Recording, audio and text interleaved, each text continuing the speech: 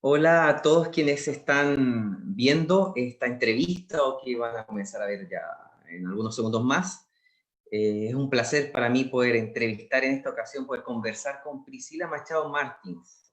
Ella es doctora en Derecho de la Pontificia Universidad Católica de Valparaíso y también ha realizado estudios de posgrado, perdón, estudios postdoctorales en Francia, en la Sorbonne y en Sciences Po, si no me equivoco. Y actualmente trabaja como profesora de Derecho Procesal en la Universidad de los Andes. Hola Priscila, ¿cómo estás? Todo bien. Muchas gracias por la invitación. Gracias a ti por haber aceptado la invitación y poder compartir durante este tiempo con nosotros para hablar sobre el proceso constituyente. La última vez que nos vimos nosotros fue hace 3 años acá en París, caminando por el Jardín de Luxemburgo con nuestras familias, con nuestros correspondientes cónyuges y nuestros hijos, y ahora 3 años después por medio de Zoom, para hablar de un tema que es de trascendencia nacional. Así es. Bueno, ¿Sí? muchas gracias. Y sí, ese día, efectivamente, la última vez que nos vimos fue en Luxemburgo, ahí en París. No, excelente. Claro, así es. Bueno, la idea de esta entrevista es poder hablar sobre el proceso constituyente, la participación de los evangélicos en este proceso, de qué se trata, pero sobre todo la idea también de hacerlo en fácil, pensando que la mayoría de la gente que está viendo esta transmisión, así como yo, no tenemos idea de derecho, de términos jurídicos, entonces poder explicarles de la manera más simple o más clara posible en qué consiste esto, este proceso que se está viviendo durante este periodo en Chile. Bueno, para comenzar, me gustaría empezar por la pregunta central, creo yo, que es, ¿qué es un proceso constituyente? Si nos pudieses explicar de qué se Bueno, trata este eso. proceso. Los procesos constituyentes, ellos pueden ser muy sui generis en el sentido de que cada tradición y cada país puede tener un proceso distinto. Pero los procesos constituyentes son aquellos procesos que enfrentan determinada nación o país para redactar un nuevo texto constitucional. Ese poder, ese poder constituyente, él puede ser tanto originario como un poder derivado. ¿Qué quiere decir eso? Puede ser que sea un poder originario, en el sentido de que el pueblo, por medio de un quiebre institucional o por medio también de una ruptura política o por reivindicación pública, pueden exigir entonces de ese determinado Estado que se construya un nuevo orden jurídico para ese país, haciendo una nueva constitución por medio de un proceso constituyente. En ese sistema, el poder constituyente originario él es absoluta, él no tiene límite ninguno, él sí es una hoja en blanco. Y ahí nosotros tenemos los procesos constituyentes que derivan del poder constituyente originario, que son las reformas constitucionales. En determinados países, esas reformas constitucionales pueden ser casi que refundantes, y otros países solamente parte del sistema y del orden jurídico puede ser transformado. Entonces, el proceso constituyente es el proceso que se deriva del poder constituyente. Y el poder constituyente y las naciones democráticas está en las manos del pueblo. Es el pueblo que decide entonces cuando debería ser el pueblo que decidiera cuándo se va a tener o no una nueva constitución. Entiendo. Entonces, podríamos decir no sé si podemos decir, pero el proceso constituyente es malo en sí mismo. ¿Por qué te pregunto eso? Porque veo todos los días en las redes sociales, sobre todo en las redes de mis amigos, contactos, amigos de amigos, que existe una preocupación. Es verdad que habría como una estrategia marxista, un proceso constituyente que buscaría transformar las naciones para que fuesen de izquierda. ¿Es tan real o son tan reales esos temores? ¿Son fundados, no? Bueno, hablando de Chile, yo creo que no, pero sí que es cierto que los procesos constituyentes pueden ser algo bueno en sí mismo y pueden ser algo malo en sí mismo. Depende de mucho del contexto político que esté enfrentando esa nación y las circunstancias en que se dé el proceso. Entonces, puede ser un proceso que sea sano y puede ser un proceso que sea muy complejo. Entonces, en definitiva, lo que va a marcar si un proceso es bueno o si es malo es el consenso político y la posibilidad de participación social directa en la elaboración del texto constitucional. Entonces, esos dos aspectos hacen que el proceso sea más sano. Obvio que todos los procesos constituyentes ellos van a tener roces y juegos políticos porque los diversos grupos que ocupan y que están en nuestra sociedad van a ejercer presión para que el texto constitucional refleje los intereses de cada uno de esos grupos, pero no es algo malo ni algo bueno en sí mismo. Va a depender del contexto político y social que se enfrenta. Obviamente que si nosotros tenemos un contexto político donde un determinado grupo dominante, vamos a poner un ejemplo como Venezuela, domina la elaboración del proceso, de la formación del proceso constitucional, la elaboración, la composición de la Asamblea Constituyente, eso va a reflejar en el Estado que se va a generar.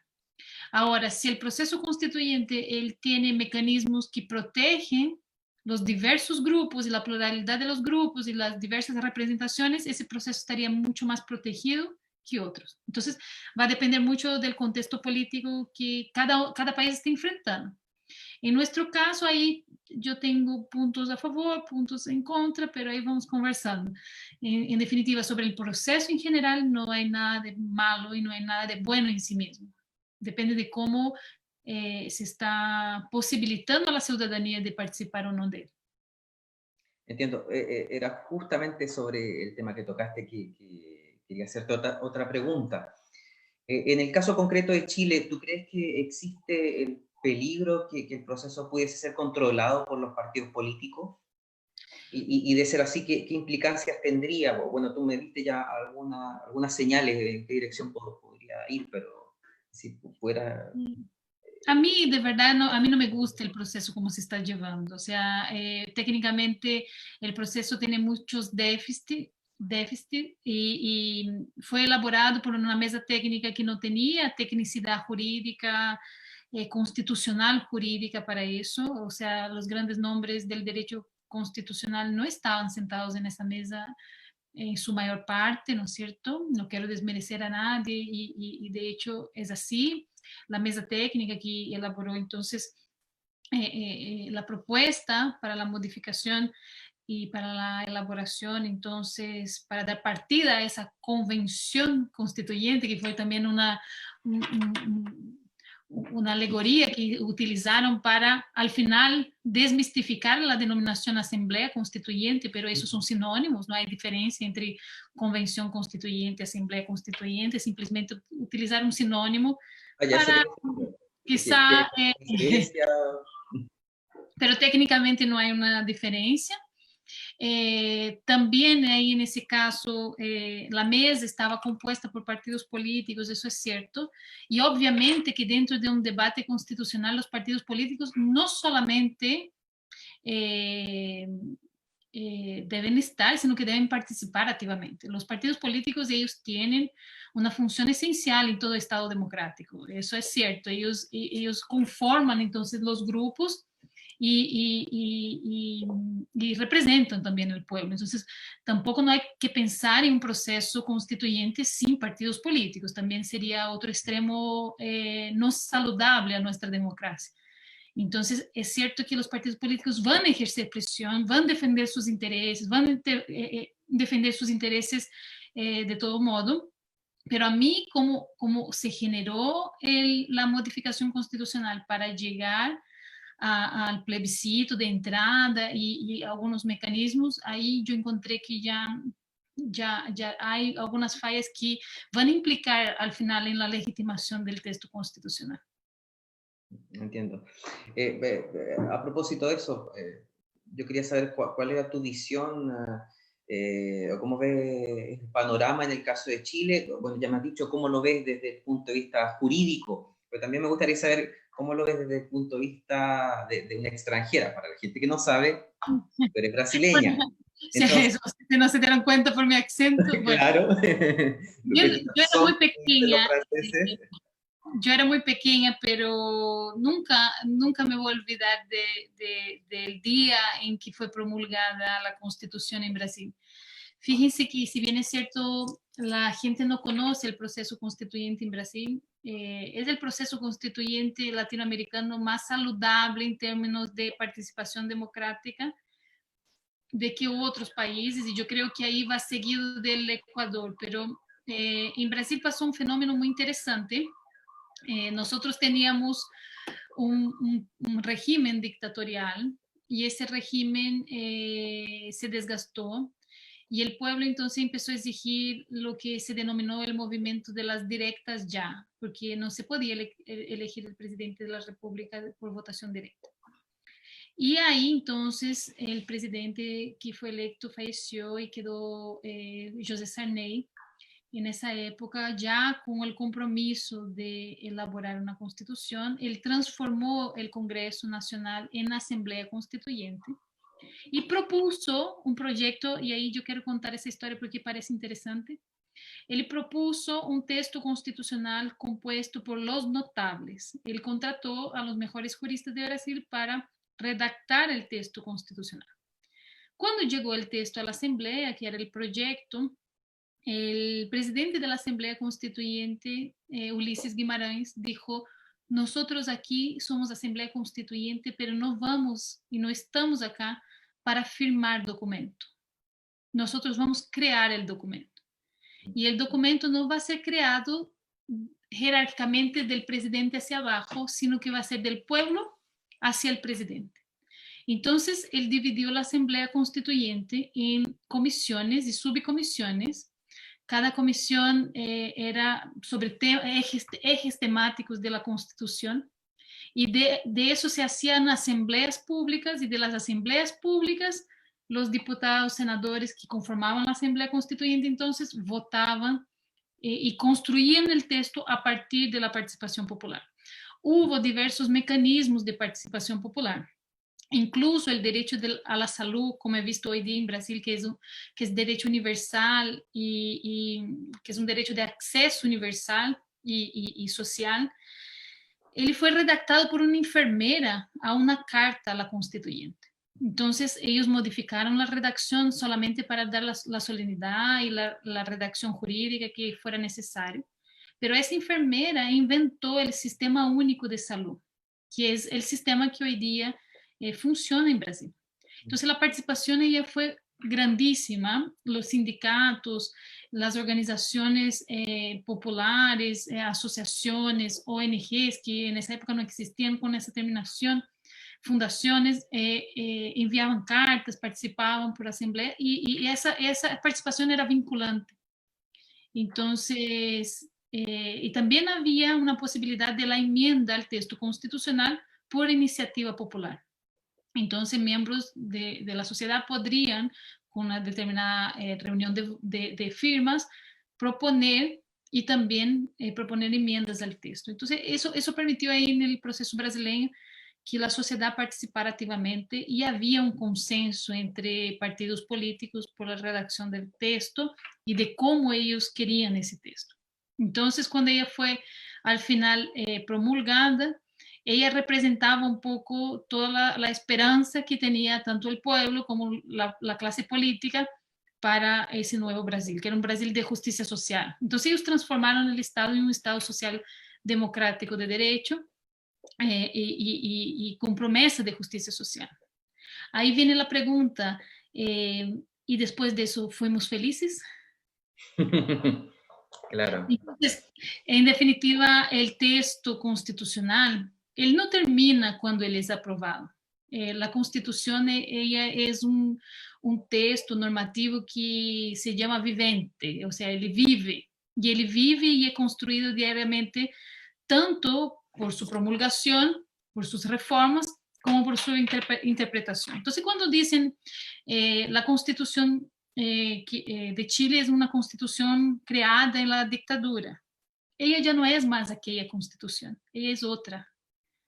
Y mucha de la interpretación que fue dada por el Tribunal Constitucional, por los tribunales, por la Corte Suprema, la interpretación que nosotros académicos de derecho hacemos de la Constitución, va transformando esa Constitución y adecuando a ella a los valores actuales, a los valores tendentes a la protección de los derechos humanos. Entonces, si bien es cierto que la mística popular aún existe un texto que fue creado y hay ese símbolo para la sociedad chilena, la verdad es que ese texto ya no es el mismo hoy día. Obvio también que nosotros podemos decir que todo texto constitucional, o por lo menos en nosotros, en nuestra tradición, debieran ser actualizados de tiempo en tiempo. No sé si nosotros podemos decir que un texto constitucional debiera ser hecho desde el cero y tener ese espíritu refundacional. Podían hacer, por medio de reformas constitucionales, avanzar hacia la adecuación de la evolución de nuestra sociedad al ordenamiento jurídico que se tiene expectativa de tener. Pero en ese caso, acá en Chile, me parece que la expectativa popular es una expectativa de participación en la política y es una expectativa de justicia social. Solo que la justicia social no necesariamente se gana por la modificación del texto constitucional. Entonces, Brasil es el ejemplo de eso. La Constitución de Brasil, si nos sentamos y empezamos a leer la Constitución, no hay texto más bonito que la Constitución de Brasil. De hecho, ella fue promulgada como una promesa de ser la Constitución del analfabeto, de la empleada doméstica y del trabajador rural. Fue hecha para proteger al pobre, para proteger a la ciudadanía. Solo que efectivamente, si el social, el político, la cultura, la educación no avanzan hacia la concretización de ese texto constitucional, el texto constitucional pasa a ser un símbolo solamente de esperanza, pero no de realidad. Entonces, a mí yo lo que veo es que hay mucha esperanza en algo que no puede resolver nuestros problemas. Eso es un punto. Y el punto número 2 es que yo creo que por los mecanismos que están establecidos para esta convención constituyente en 2020 representan la democracia antigua de la década de 50 de Europa, posguerra. Es muy ultrapasado los mecanismos que fueron establecidos, muy básica la representación por género, eso es muy primario todavía, o sea, nosotros teníamos capacidad de generar un organismo que incluyera más grupos en esa representatividad. Hay todavía el tema de las firmas para ser candidato independiente. Nosotros extranjeros no estamos considerados para ser electos. Hay un proyecto que no tiene preferencia de trámite, ¿no es cierto? No tiene prioridad en su urgencia en su tramitación, para que los extranjeros y residentes puedan ser candidatos, pero eso no ha avanzado. Entonces, en definitiva, hay un déficit de legitimación ya en la construcción de cómo va a ser conformada esa convención. Por un lado, en la representación. Y por otro, no hay mecanismos de participación directa de la población. Los ciudadanos, la gente que quiere el apruebo, tiene expectativas reales de participar en la construcción de ese nuevo Chile. Pero la realidad es que no está garantizado ninguna participación directa de la población.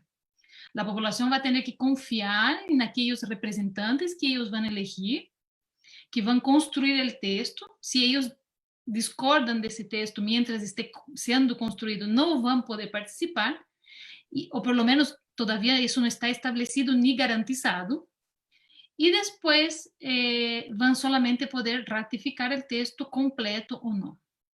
En Kenia, por ejemplo, pasó eso. Entonces, y ellos después, en 2005, ellos parece que tuvieron, si no me falla la memoria, que ellos tuvieron el texto rechazado por la consulta popular de ratificación, y después en 2010 pasaron por un nuevo proceso. Entonces, en definitiva, hay que tomar mucho cuidado con la legitimación en la construcción del texto, porque nosotros vamos a enfrentar un proceso y él tiene que ser, o por lo menos debiera ser aprobado posteriormente.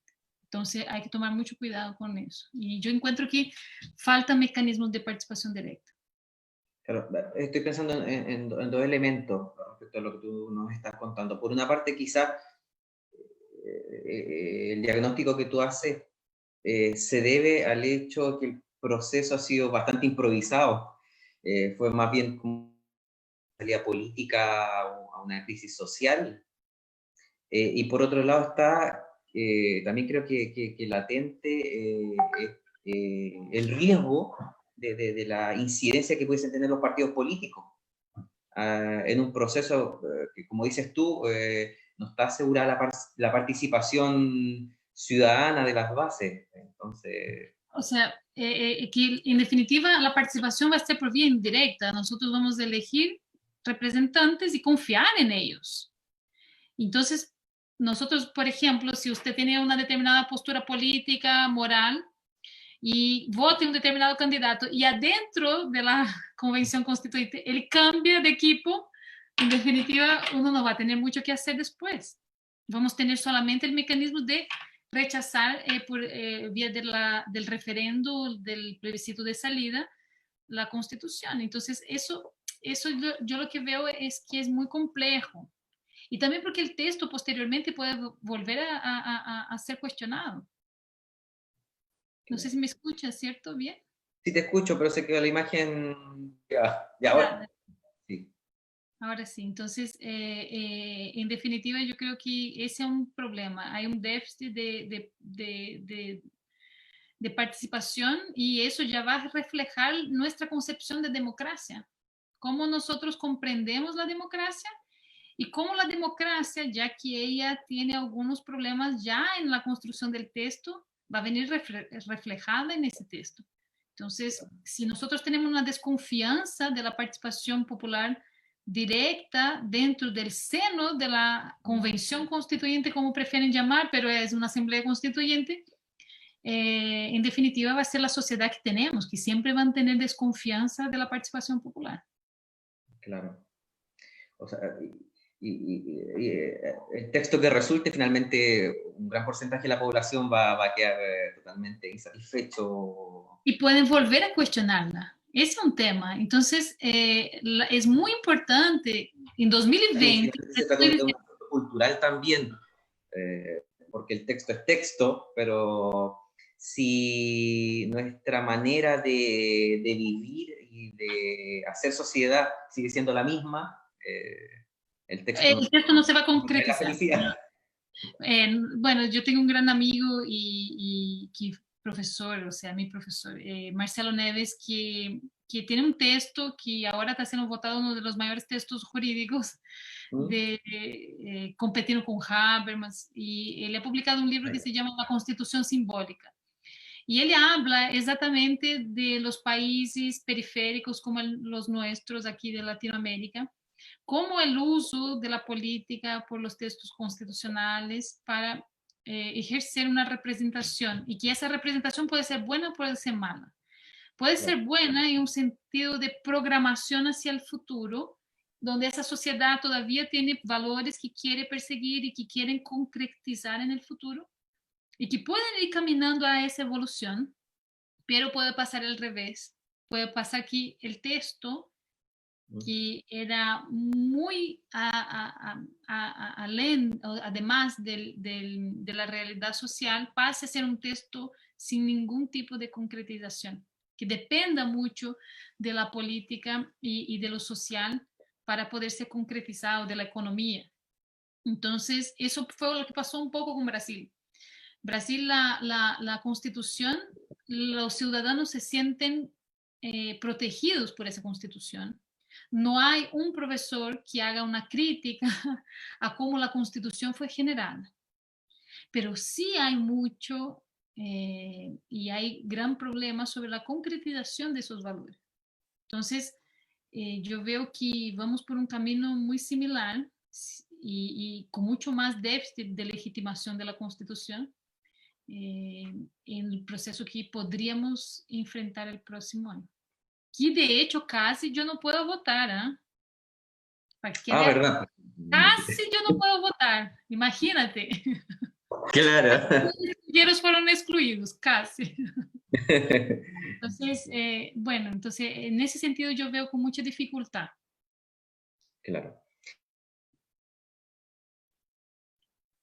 Y para seguir haciendo esta comparación con el proceso constituyente de Chile y el proceso constituyente que se dio en Brasil, tú nos contabas cómo fue uno de los procesos más sanos que existe en Latinoamérica, el que se dio en Brasil. Pero me imagino que tiene que haber habido cosas negativas también. ¿Qué cosas negativas se Bueno, pueden ver en este proceso o que quizás se ven hoy en día como resultado ya del texto hecho y aprobado? mira, en ese momento, obviamente que el país queda muy instable, inestable económicamente y políticamente mientras está pasando por una asamblea constituyente. La Claro. asamblea constituyente no fue allá ajena de peleas y de presiones. Ellos peleaban todos los días, pero lo que sí es cierto, había un consenso entre los partidos políticos en refundar. Y yo les voy a dar un ejemplo, no sé si yo recomiendo, hay un documentario de Fernando Collor de Mello, que fue el primer presidente electo después de la Constitución y el primer electo en democracia. Y ele foi impeachmentado. Ele sofreu uma acusação constitucional e ele foi impeachmentado. Y él antes de ser impeachmentado, entonces había mucha presión para que él retomara el poder y armara otra dictadura. El ejército, o sea, él menciona ahí que estaban a disposición de él para que él tomara el poder. Y él dijo, yo no luché hasta acá por la democracia para que yo sea el primero a volver a lo mismo.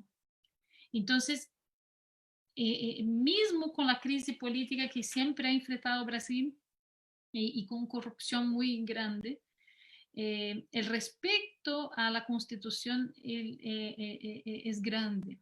La ciudadanía y la clase política enfrentan, creen y confían en la Constitución. Lo entiendo. Y que finalmente también en eso que está puesta la esperanza para la gente que va por el apruebo. Eso, yo encuentro Principalmente en que eso. yo veo así, lamentablemente, ustedes ya deben ser, a quien está asistiendo va a decir a esa niña por rechazo, obvio. Yo siempre, desde que llegué a Chile, yo encontraba que era necesaria una nueva constitución y yo encuentro que sería bueno para Chile tener un repensar de los valores sociales. Pero yo no estoy de acuerdo con el formato que se ha dado a ese mecanismo y ni con el ambiente social que estamos viviendo para generar un texto. No hay consenso para eso. Y ese consenso tiene que ser mucho más de que una sola reivindicación puntual. Mucha gente dice, por el origen de las protestas se generó, no. Ya con la Bachelet ya habían voces pidiendo y proponiendo una nueva constitución. Ese momento va a llegar a Chile. Si no es ahora, va a ser luego. De hecho, la reforma constitucional no prevé la consecuencia en el caso que si el rechazo gane. ¿Qué quiere decir? Quiere decir que nosotros, si el rechazo gana, podría haber reforma de un artículo de la Constitución y podríamos tener otro proceso en un año más, otro proceso en otro año más, porque no quedó establecido un plazo para que se pudiera repensar un nuevo proceso. Entonces, siempre yo creo que cuando se construyó el texto, siempre pensaron que la prueba iba a ganar. Entonces, hoy día eso ya no es tan absolutamente cierto. Entonces, hay que tomar cuidado con eso.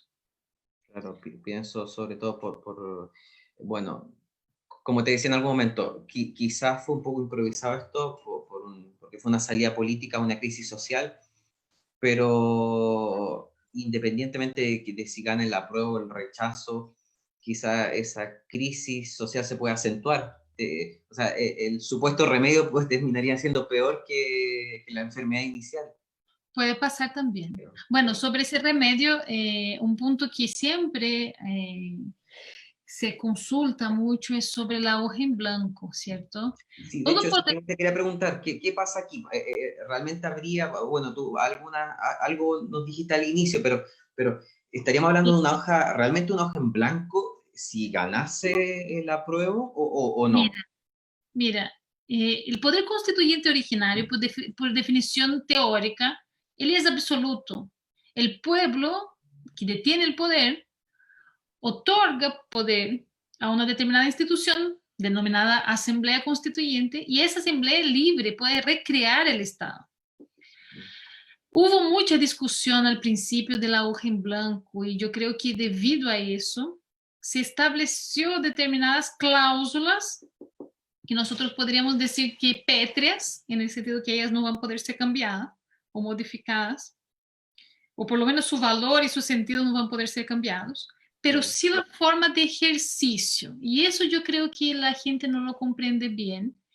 Y hay algunos defensores en el medio cristiano, evangélico, protestante, que dicen que están por el apruebo diciendo que nada va a cambiar y que no es posible cambiar la libertad religiosa y la libertad de culto y la convicción, las claro, convicciones personales, por cuenta de la reserva de los derechos humanos y que la libertad religiosa está consagrada en los tratados internacionales de derechos humanos, entonces por lo tanto eso no estaría afectado. Pero ¿cómo se va a cambiar el modelo de Estado? Si puede cambiar o puede permanecer lo mismo, pero si se cambia, nosotros podríamos tener, y usted me puede decir mejor, Gonzalo, un Estado como Francia, claro. donde yo no puedo usar el velo si yo soy musulmana. Y que determinadas escuelas no van a poder tener su crucifixo, Mm, porque los símbolos religiosos, porque la comprensión de los derechos humanos por el Estado francés representa un Estado laico en su esencia más fuerte que lo que tenemos nosotros acá en Chile. Entonces, el ejercicio, y nosotros no podemos decir que Francia ofende derechos humanos en ese sentido. Ella no, cumple con los derechos humanos en ese sentido, pero a su forma. Entonces, esa forma como nosotros ejercemos nuestros derechos puede cambiar también. No es que necesariamente va a ser igual, ¿o no? Claro, en ese sentido, a propósito de lo que estás diciendo, pienso en este momento sobre lo mismo, en esta idea de Estado laico, que podemos decir, en Estados Unidos existe Estado laico, en Francia existe Estado laico, pero son dos formas muy distintas de este Estado, De, de con comprender mayores ese Estado. libertades o restricciones. Entonces, y en ese sentido, yo, o sea, creo que si bien es cierto, no va a poder ir en contra directamente, o sea, los derechos humanos consagrados en los tratados internacionales, pero la forma como ejercemos esos derechos sí se puede cambiar y la comprensión de laicidad del Estado puede cambiar y afectar el ejercicio como nosotros funcionamos hoy. Entonces, asegurar o dar garantías de que eso va a permanecer o no, no sabemos. Eso puede ser rediscutido dentro de una asamblea. Claro. Entonces, en ese sentido hay que tener atención. No, no va a poder ir en contra del derecho, pero la forma como ejercemos esos derechos puede cambiar. Claro. Sí, sin afectar los derechos humanos. Entonces, Entiendo. en ese sentido, yo creo que no, no afirmaría tan, tan Categóricamente. categóricamente, que nada va a cambiar. O sea, no sabemos, no podemos afirmar eso. Puede que sí, puede que no.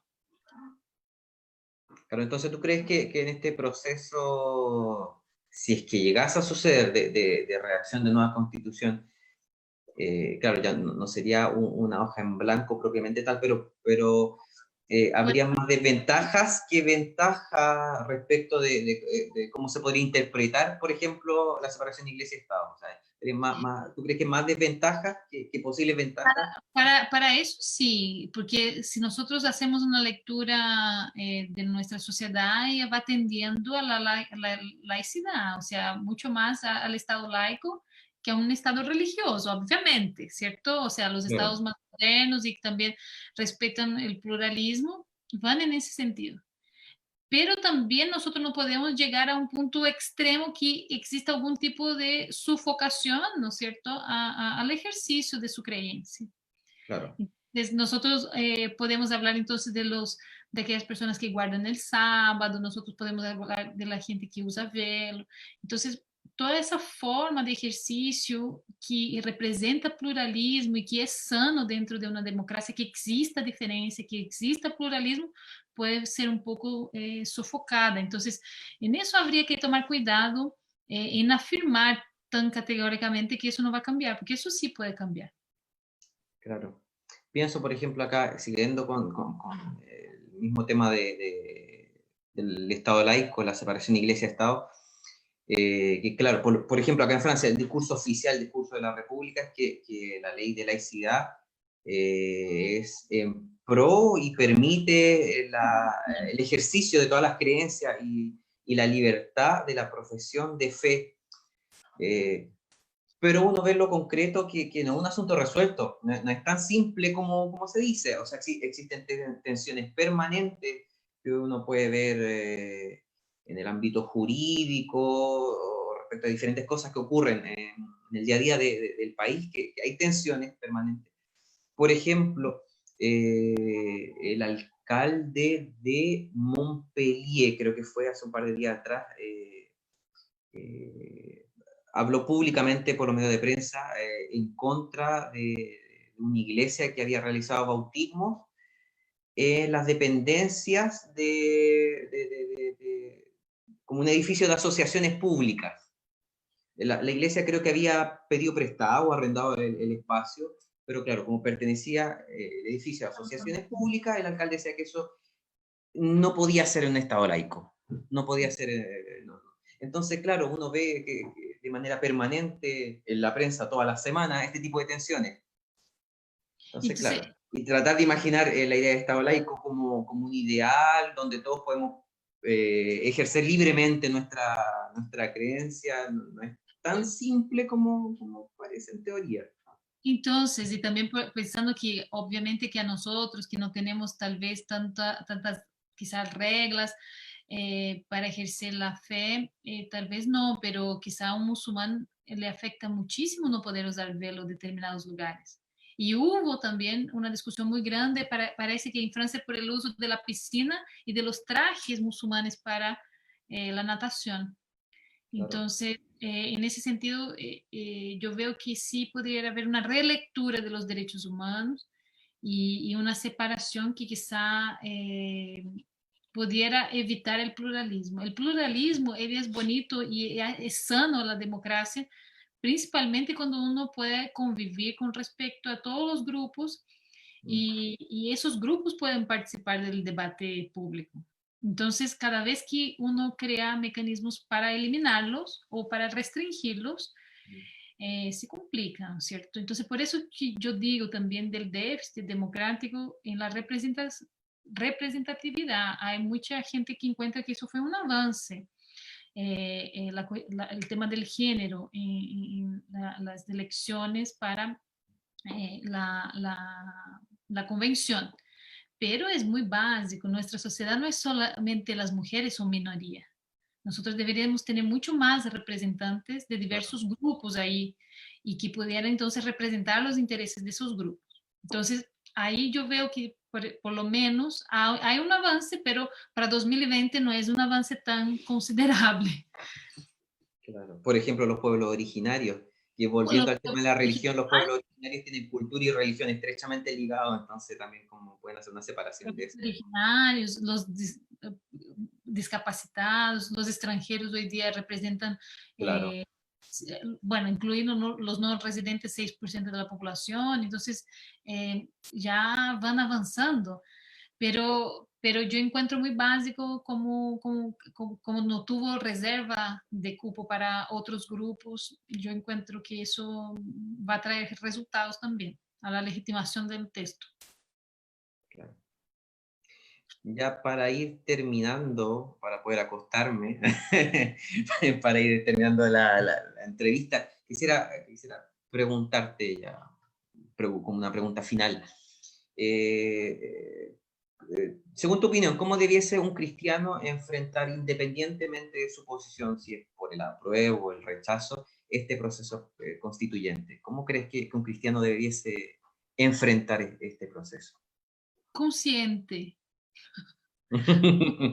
consciente y consecuente. ¿Qué quiere decir? Mira, eh, prepararse para el proceso en el sentido de leer y tomar instrucción sobre el proceso, porque en definitiva hay mucho en las redes sociales, hay mucha gente que son figuras públicas, que están por el apruebo, por el rechazo, y la gente tiende a seguir determinadas opiniones, pero yo creo que el cristiano, como nosotros lo concebimos, es una persona libre. Entonces, las personas libres son personas que para tener libertad tienen que tener autonomía. Y para tener autonomía tienen que tener conocimiento. Claro. Entonces, buscar tener todo el conocimiento y el preparo para poder hacer o votar de manera bien consciente. Yo creo que esos son algunos mecanismos, nosotros estamos aquí conversando, lo que yo digo no son verdades absolutas, todo es discutible, tanto desde la teoría cuanto de las realidades prácticas, pero yo digo que el cristiano debería enfrentarlo así, no confiando tampoco en hombres, porque donde hay hombres hay problemas, donde Claro. hay partidos hay problemas, donde hay gente hay problemas, pero sino que preparándose bien desde la información. Entonces, así debería prepararse el cristiano. Debe preocuparse de eso, obviamente, como participante de esa sociedad que nosotros queremos que sea pluralista y que seamos respetados también en nuestras convicciones, pero también respetar a los otros grupos y, y tener entonces ese discernimiento para poder votar. Claro. Entendiendo que ninguno de los dos sectores tiene el monopolio de la verdad. Vamos a Exactamente. encontrar cristianos a favor o en contra de una nueva constitución. Finalmente, no sé, Sí, pero yo desconfiaría todo lo que dicen las redes sociales, eso sí. Entonces, busca conocimiento, la biblioteca mismo. Ay, bueno, no sé si se puede, pero voy a hacer una publicidad. Lo que pasa es que aprovecha. dos colegas nuestros elaboraron un curso gratuito que se llama Constitución en Fácil, que se está dictando por la plataforma iClass. Y es un texto neutral, es muy objetivo sobre el proceso de cómo serán electos, cómo se conformará la convención mixta, cómo se conformará la convención si es solamente, si no es mixta, ¿no es cierto? Entonces ahí están quién puede votar, quién no puede votar, quién puede ser electo, quién no puede ser electo, cuántas firmas hay que tener, cuántas.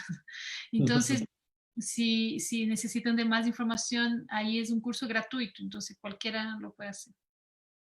Perfecto, perfecto. Entonces, posibilidades, oportunidades para poder instruirse, aprender un poco de este proceso y para votar en conciencia e informado, existen oportunidades. Ay, Es no, necesario tomarlas. exactamente. Entonces, quien quiera informarse va a encontrar, pero hay que buscar el lugar correcto, ¿cierto?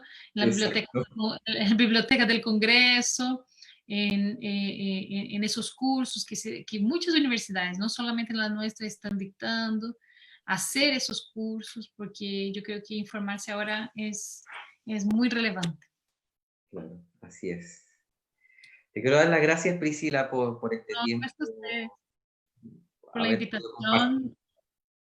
Y agradecer también a Fe Pública por la invitación, a usted, Gonzalo, que ahora está a las 2 de la mañana ahí. Claro. Y bien, así que ojalá que nos veamos nuevamente ahí, Y, más cerca de tu casa que de la mía. eso te iba a decir, quizás dónde nos vamos a encontrar a futuro, si en Santiago o acá en París, con Patricio, tu esposo y contigo, los niños.